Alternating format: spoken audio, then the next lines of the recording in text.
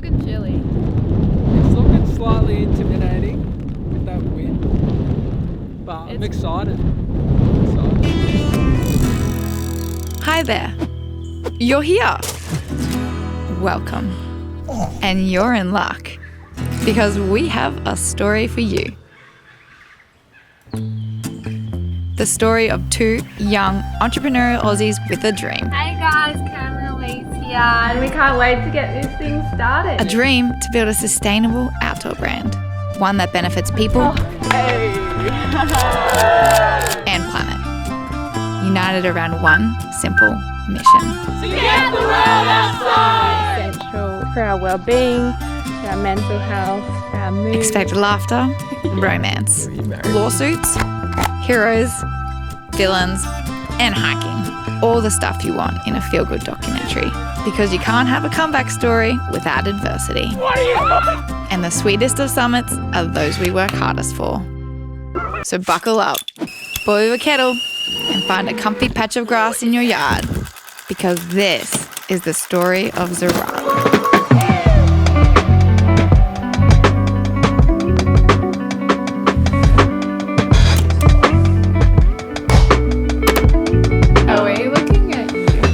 I think one of the first dates we had, he pitched to me that he was going to run some new branding ideas by me for his new brand. And obviously we got to the beach and it wasn't that, it was a date.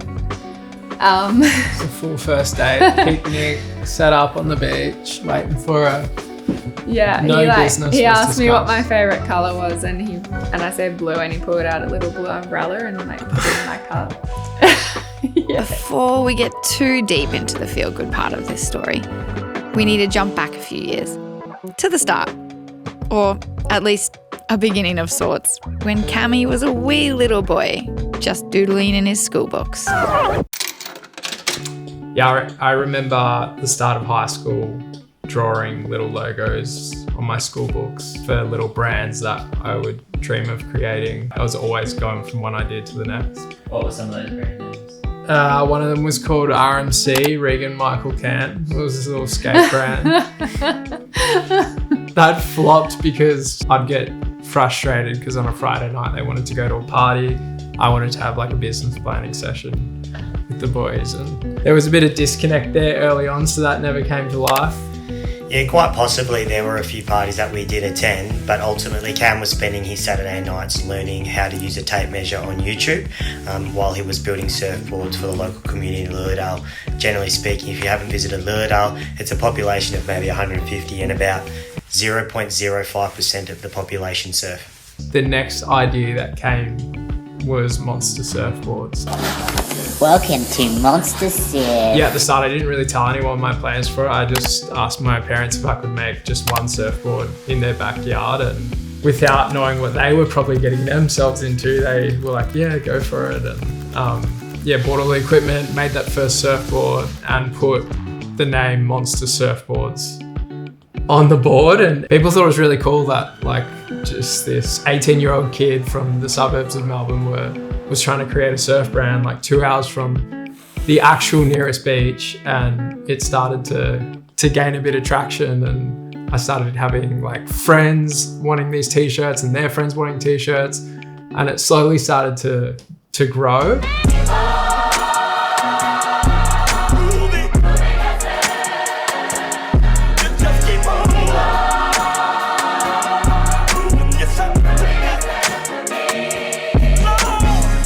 Clothing side of it began to expand into like hoodies and jackets, and before I knew it I started seeing it at my university, and after my first year of university decided that that's what I wanted to pursue full time.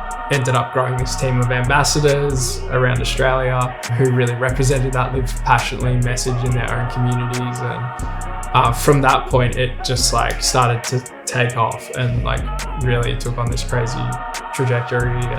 And there's so much exciting stuff going on. We're getting media recognition, like front of business magazines and in big annual reports of big banks, and it's all so exciting. And from the outside, it can look just like palm trees and beaches and surfing, but it's been so hard. There's been tears, there's been fears, there's been times I've had 75 cents in my bank account just this year. The first time I actually met Cam and saw what he'd created was at the Live Passionately premiere.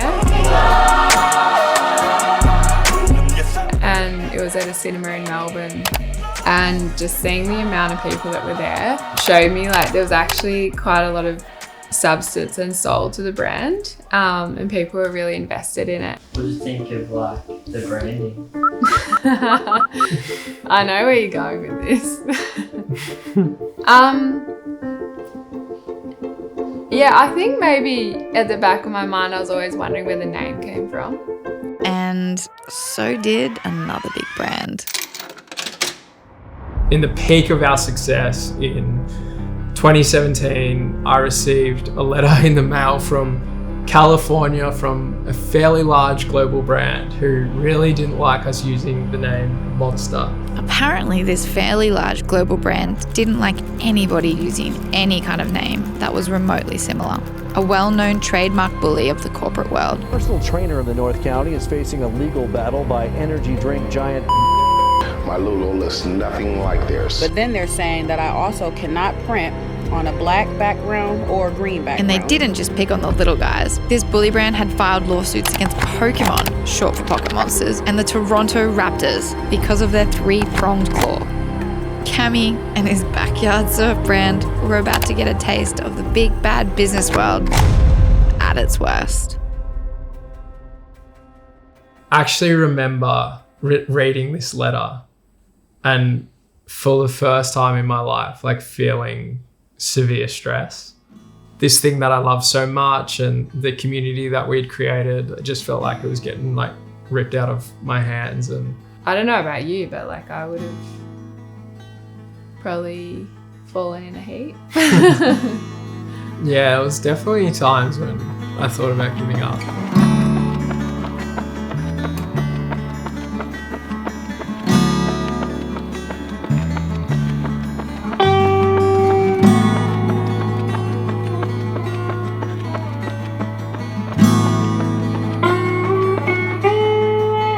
Got told, don't fight it, you don't have the money, this company's got endless resources, you're not gonna win. And I remember the last day that we had to make a decision, walking into the city in Melbourne, going to this lawyer's office to sign some papers, which the plan was to not fight it and essentially shut down Monster Surf shortly after. And I remember just walking through the city and that live passionately spirit that just ran through the brand just wrapped me up, and it was just no, we haven't come this far just to roll over like this. And walked in and said, oh, we're gonna fight this thing, and the lawyer's just kind of looking at me what is this young guy doing?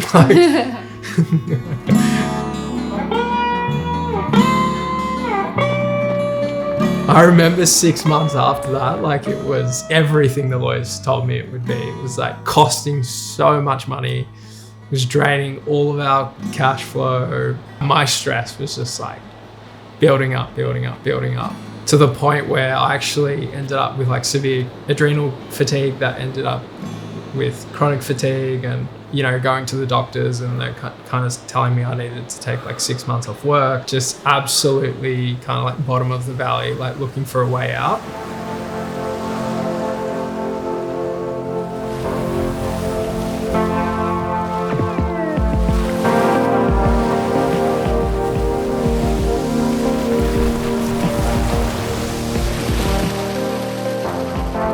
I remember receiving a phone call from this company in Melbourne that I kind of filled them in with what was happening at Monster, and they were like, oh, we could help you transition out of Monster and you could lead this big marketing firm that they were running. I forgot about that. Yeah, it actually really excited me. I was just about to hop on this meeting, and I felt like I had this voice within telling me, don't take the bait.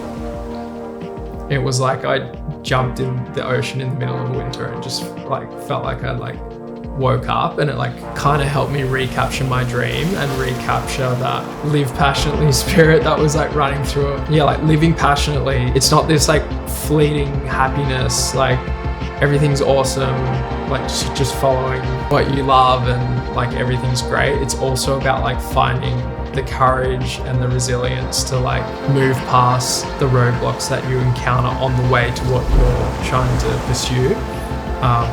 Jumped on this call and told him like thanks, but like no thanks, and I'm gonna keep trying to figure out how to get to the other side of this. And that's when Elise really came into the story.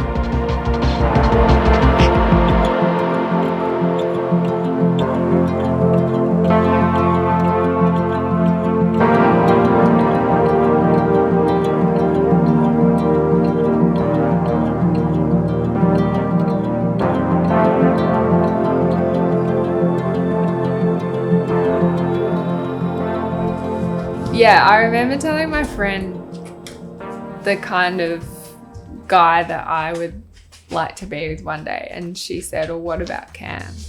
Act 2. One for the romantics, not for the squeamish. A connection forged in the wilds of Iceland on Elise's couch, somewhere near Melbourne. Because you're a few years younger than me. I just thought he wouldn't be interested in me because I'm a bit older. Or did you think I was too young? A bit of both. Yeah. Didn't ever think that anything would happen there. And he got back from Iceland and came over to my house with some friends.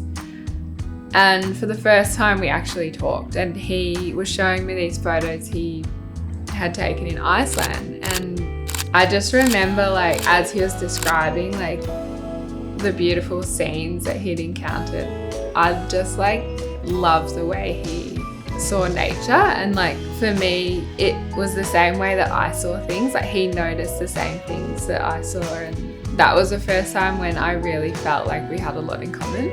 And then for the rest of that night I could feel Cam watching me.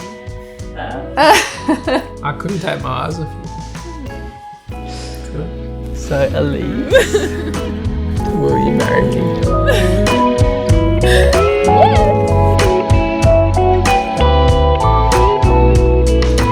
Yeah, so it probably wasn't until after like 6 weeks of hanging out that I actually began to share what was like really happening with Monster and like my dreams to turn it into an outdoor brand. When Cam started to share with me his dreams for the future and like building this new brand, like I felt like, hey, like maybe there's something here. And it wasn't until like quite a few months later that I shared with him like, I'm actually really passionate about what you're doing. And he's like, well, I'm like thinking that I would love someone else to do this with. And that's when we started talking about building a brand together.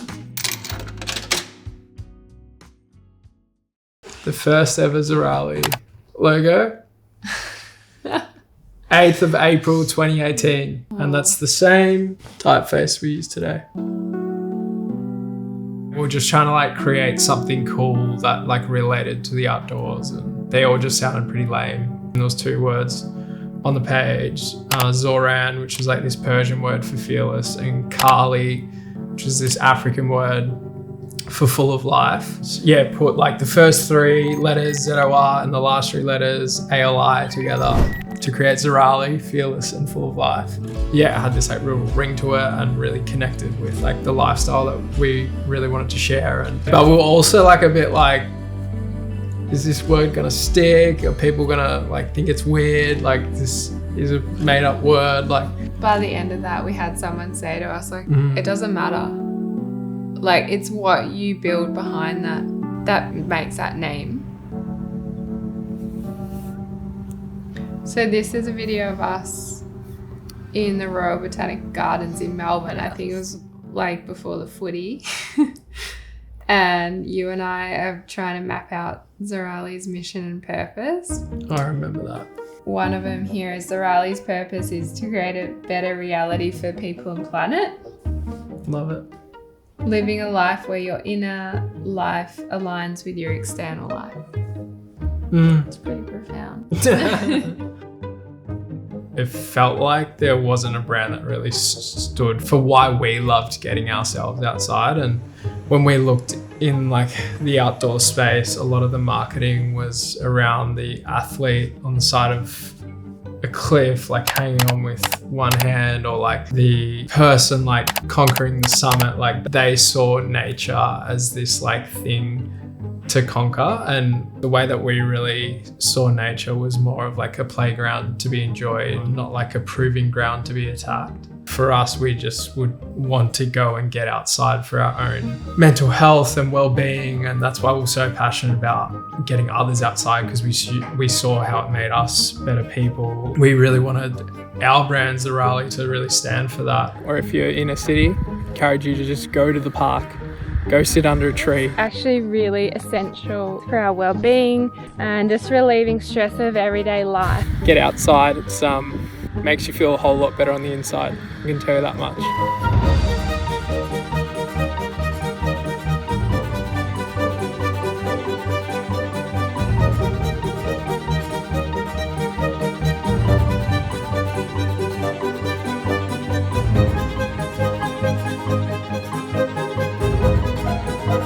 Rumbling beneath the wide-angled landscapes of this outdoor lovers montage, there was still the question of that dreadful lawsuit. The story didn't go how we planned for it to go. We definitely got beat down a little bit, and we ended up telling this big company that we were going to rebrand and we were going to go into the outdoor space. And we did this big like closing down party for Monster, and then the next week later Zorali came into the world and officially launched, and it was a pretty wild time.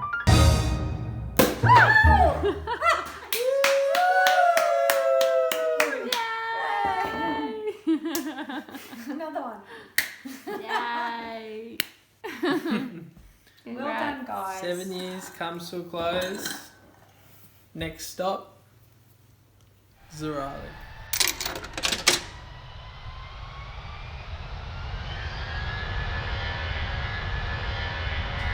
How are we going to get this thing off the ground? Like, we have no startup funds. We've got like little savings. We're about to get married. We're essentially unemployed because Monster's coming to an end. Like, cool dreams, but how are you actually going to get this off the ground? And then we came across this really new idea called equity crowdfunding, where you can essentially invite your community to become investors in your business. We thought, what if we could build Zorali in a way that's never been done before in the outdoor industry? Through the power of you guys, not a group of corporates, but all of us, binding together as an invested community to create change. You won't be a donor, you'll be a part owner. We ended up with over 500 investors. We raised our max target, which was 300,000.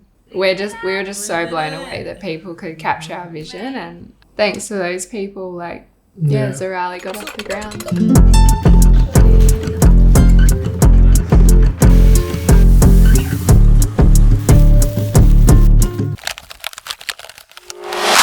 I think like the first little collection we put together was like a bright yellow rain jacket, a bright orange t-shirt. There was a couple of like hemp tees and pants and tents, backpacks. So like we kind of sleeping bags, anything you needed to go. Anything and everything, we've got it. We had it covered. Just have this memory of when we got our first lot of production back. Timeline was really tight, so we had approved a colour for this like jumper and t-shirt via photo because I'd worked with this particular Pantone before, and we thought it was going to be like a brown. And that night Cam's mum had made pumpkin soup, and we've got this photo of Cam eating a bowl of pumpkin soup, and his jumper is like the exact same colour. And we were so devastated. We're like, this is the worst. And it went off. Ended up going pretty good. And I think the next year it was like Pantone of the Year or whatever. That kind of colour. Yeah, it was called Sudan Brown. And it was Pantone of the Year the next year, so. We're ahead of the trends.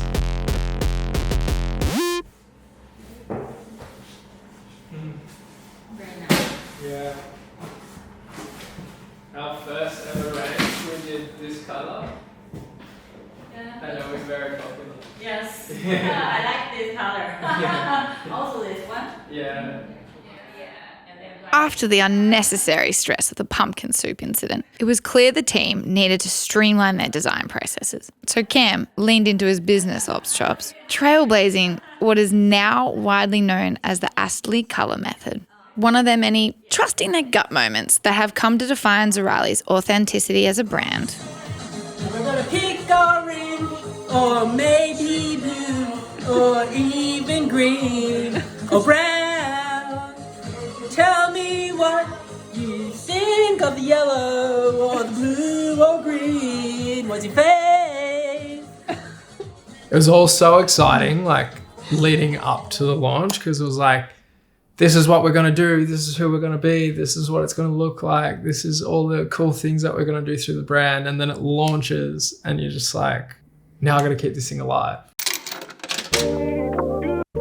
We definitely felt very overwhelmed that first month. Sales were like slower than we expected. I think we thought it was going to take off where Monster ended, and it was definitely like a big drop. And as well with like outdoor gear, there's so much trust that has to be embedded in the product and the brand for people to go out in the elements where you need to be protected and rely on your gear, and like to trust this new brand that this couple had created. Not an easy task to build that foundation of trust in that outdoor space.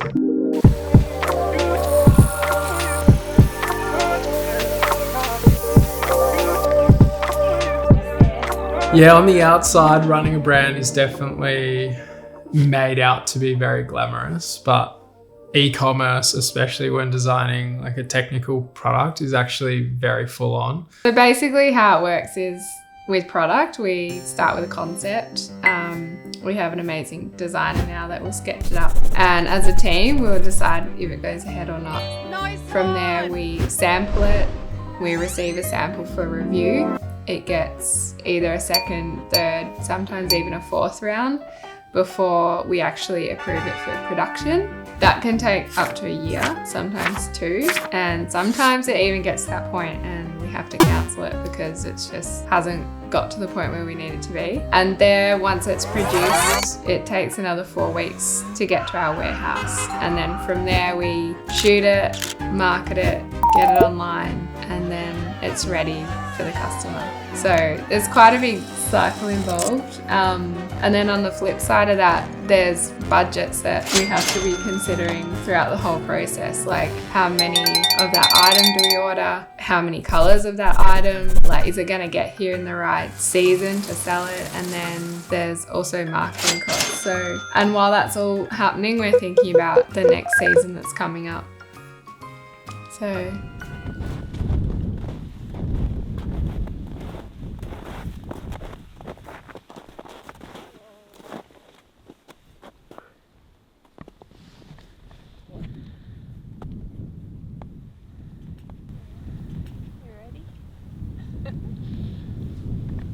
But after our first year, we started to grow quite quickly. And from like our first year to our second year, we grew like over 500%.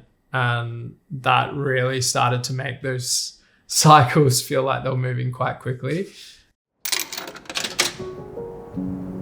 So funny because we were so focused on like making sure our product and what we were putting out into the world was as sustainable as it could be. But here we were stuck in this like hectic pace of trying to grow this business and keep up with the pace of it, that it was actually really unsustainable for us. It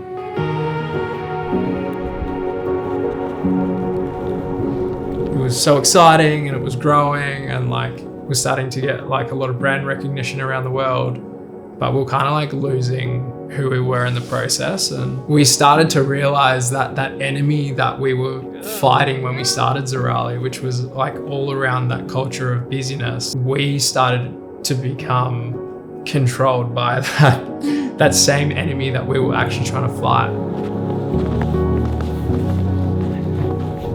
The world tells you like bigger is better, and we're like, we need to flip that on its head. We need to be better before we're bigger. And in that, more is not better, less is more. And so like we started saying no to new product development, no to new opportunities, and just like focus on what we had. And I think when we started to look at what we're already doing really well and like how we can make that better, like it actually created so much more space for us and our team. And like the overflow of that is like we're leading more with like energy and passion, and you know, and that's so important. Otherwise, like what's the point? Like if you're burning yourself out along the way, then it's no good for anyone. Yeah.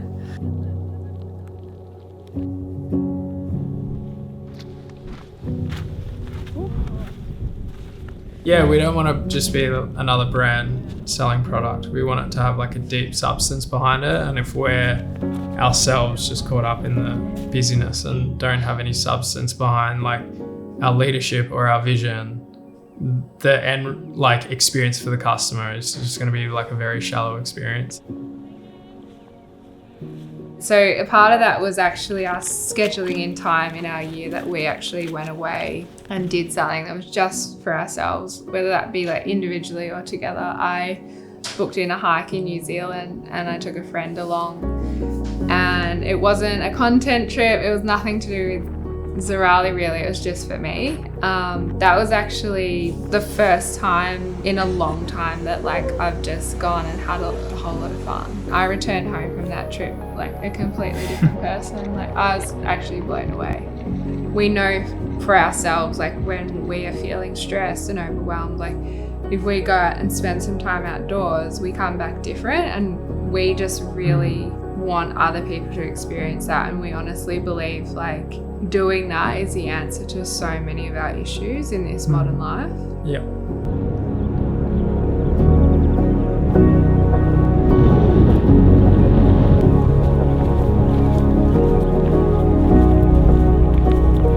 Scheduling more time in nature reminds Elise and Cam how close the good life can be. Right outside your door. Trading life's pings, rings, and looming deadlines for nature's chirps, murmurs, and barefoot creek crossings. Of making more time to get out there. And there is ever-growing evidence to support this. The latest statistics from the ABS would suggest that over the last 5 to 10 years, there's been about a 3% increase in the instance of mental health issues in Australia. A number of things are contributing to that. Of course, most recently our global pandemic and the quite serious lockdowns in different parts of the country have contributed significantly to that. But also our lifestyles contributed to it as well, in that we are removing ourselves from nature. We are filling every second of every day with activity. We're not giving our minds a chance to rest and rejuvenate. And stillness is not something that is part of our days anymore.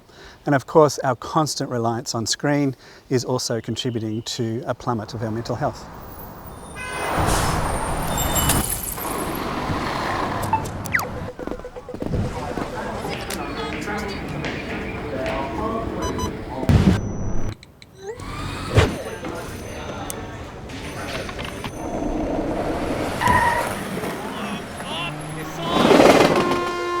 In 1984, Roger Ulrich did a study based on some patients in a hospital in Pennsylvania in the US, and what he was looking at were the health outcomes of patients that were recovering in a room that had a view of a natural environment as opposed to those that had a room with a view of just a brick wall or something like that. Those patients that had a view of nature, three things happened. Firstly, their experience of their hospital stay was described in much more positive language. So they were more positive as they finished their time in the hospital. The painkillers that they needed to manage their pain while they were in hospital were much less potent, so they didn't need as much pain relief.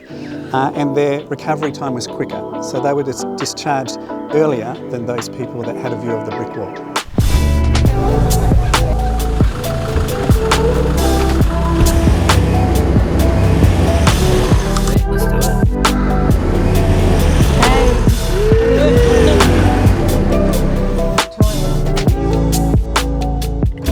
What can we do as a society to promote time in nature for our health and well-being? Wherever we are, school, work, home, family, promote time in nature, unstructured time in nature, where we interact with the natural environment, both sensory, touching things, smelling things, but also observing, using our creativity. Importantly, time in nature without our headphones is really important too. Listen to the sounds of the birds, the wind in the trees. Let nature infuse all of your being and benefit from that.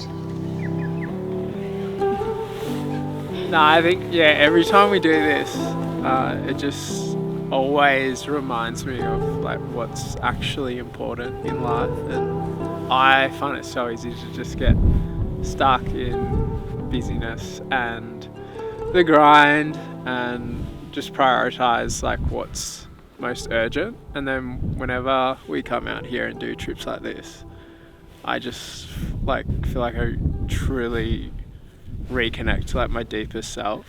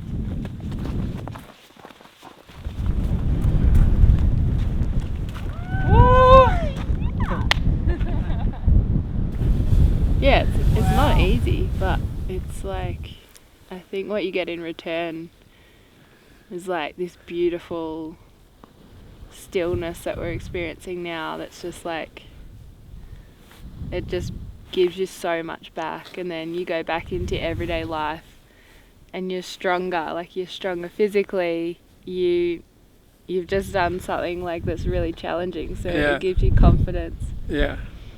And every time you enter this place, it's different. Yeah.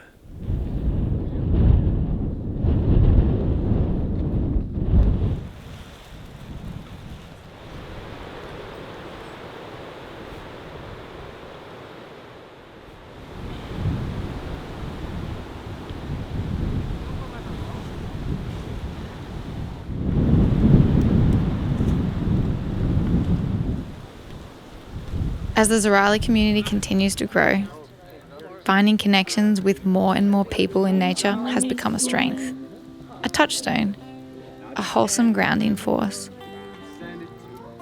Because rounding up a bunch of strangers to walk and talk amongst the trees makes a difference.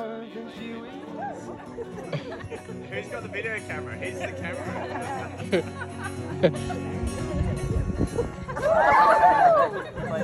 So I can play it.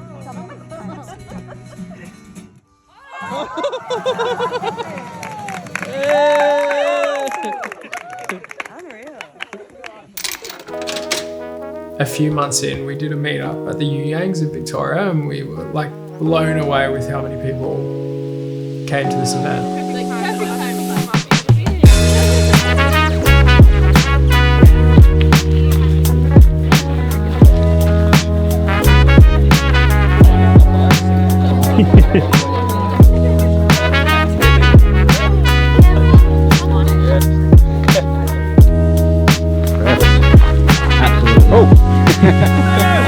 One of my friends who's pretty outdoorsy, grew up in New South Wales, he had the sticker on his car. Oh yeah. And so I asked about the sticker and he told me, and then he showed me some of the camp chairs, and I really liked the camp chairs. Often doing bushwalking and hiking is quite a solo thing, so to be able to find other people who enjoy that solo thing and do it together is really nice. You feel like you're kind of in a group of strangers, like today for example, but you're kind of not, you're kind of bound together. There's a cool bunch of people like you folks organising walks and hikes with like really cool gear, and it's like, it's really good gear. It's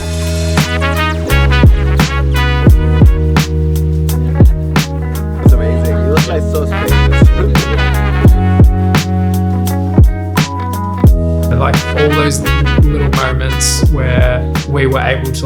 get offline and not just be this online brand, but actually have a real human presence and have these like genuine human connections with our community, like would always really inspire us. They're those moments that like spur us on, get us really excited. Oh, what a wonderful opportunity it's been just to talk about gear and experiences and adventures. It's been fabulous. Staying like really grassroots, it's really nice to like come out and connect like in community as well. I think that feels really important.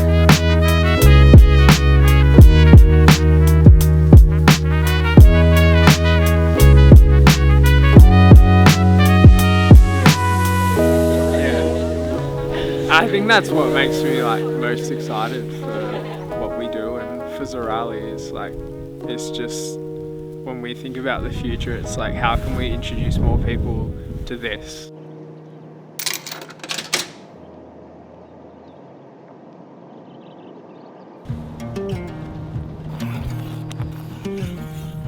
We've got big dreams for Zorali, but it kind of feels like we're still at the start of the journey. We're only 4.5 years old, and it still feels like there's this just like expansive horizon ahead of us. And it's like, we've probably tried to let go a little bit more of the destination where we used to kind of really wrestle to get to the destination. But what we do know is we want every touch point of the brand and every part of our supply chain and just like business operations for people to experience and be like, wow, Zorali really does things differently. And that starts with us, and it starts with our team and our suppliers and the way that we treat our customers, and across every aspect of our business in a way that can shift culture and does bring a positive contribution to society.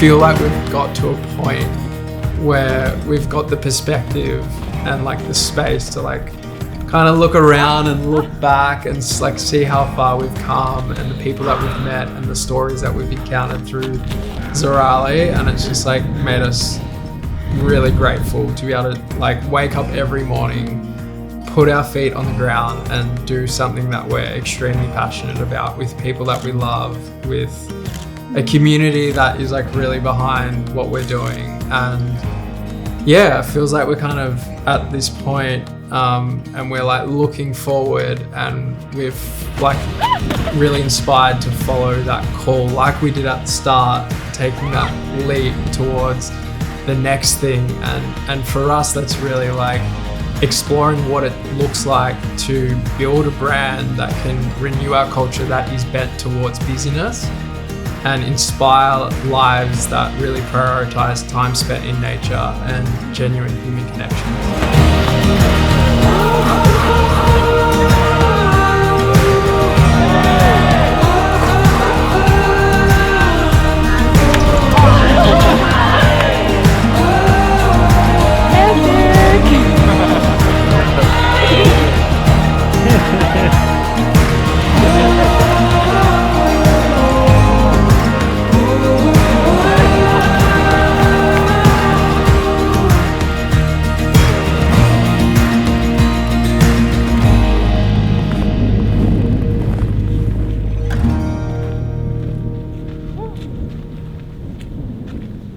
Well, there it is. It's been a privilege to share the Zorali story. Let's do it again in another 4 years, yeah? Until then, here's a blooper reel to keep you smiling.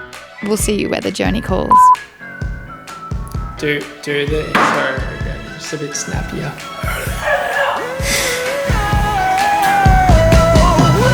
Oh my good Lord, what a feeling.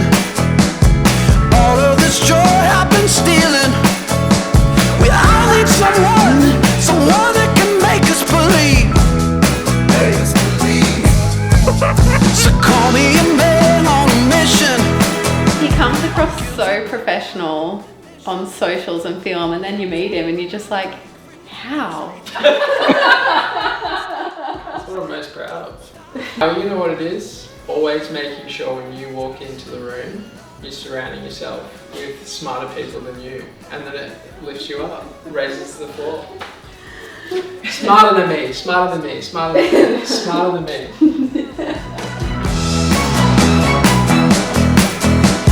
You are my soul, my religion. You were my best decision. Whatever it takes, I'm ready to break my own rules. Next to you, nothing else matters. We're really excited that Zorali can partner with. We're stoked with it. We can work more with kids. You need it, you want it. They're super soft and a little flexy. Then you go and find it. The straps are all made of recycled materials. I really wanted to keep talking. Oh, no. Here at Zorali, we take our product very seriously.